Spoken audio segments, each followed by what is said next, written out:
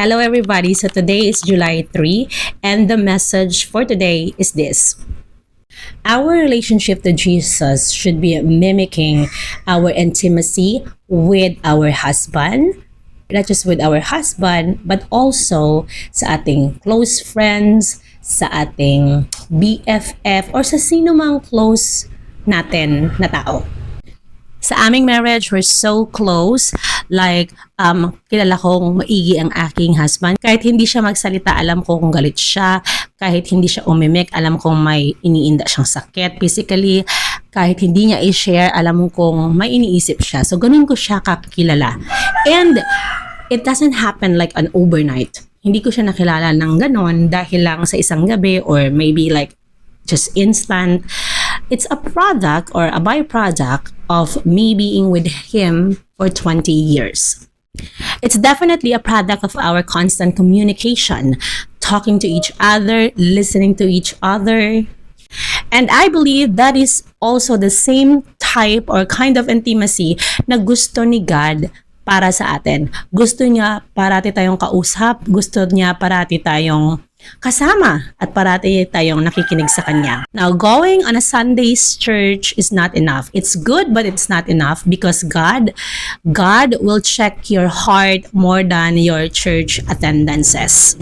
Kaya naman siguro hindi na tayo magtaka kung bakit may iba na palasimbat tapos pagdating sa bahay is irritable, walang patient, puros bitterness kasi nga hindi na-set yung heart. Being active in a Christian gathering is also good, but remember, it's loud, it's noisy, hindi mo rin maririnig yung voice ni God during that event.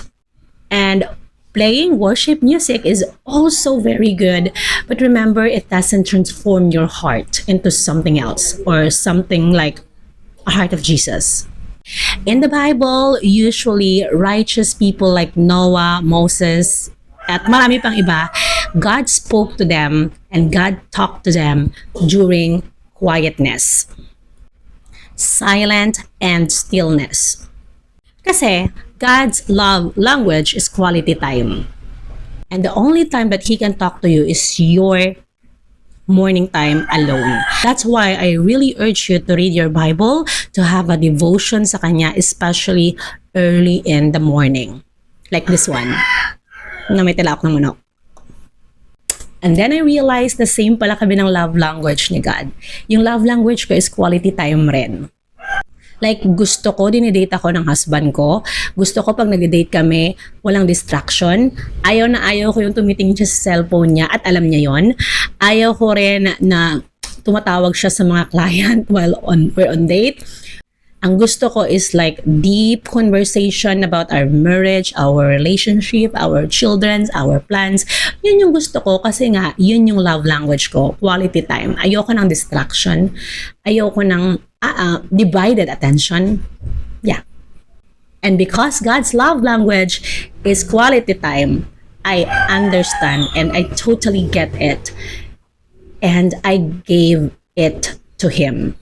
3 years ago, I commit my morning, like early in the morning, I woke up early in the morning and committed to the Lord through a morning devotion. That was like 3 years ago or so. And after starting reading the Bible, apparently, God just did not talk to me. He graciously transformed me by redeeming me back from the assault of the enemy earlier in my life.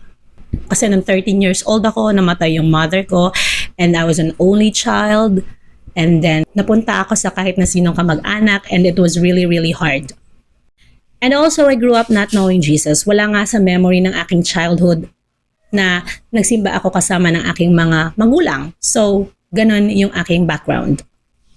But God redeemed me from that and He reminded me that I am His child.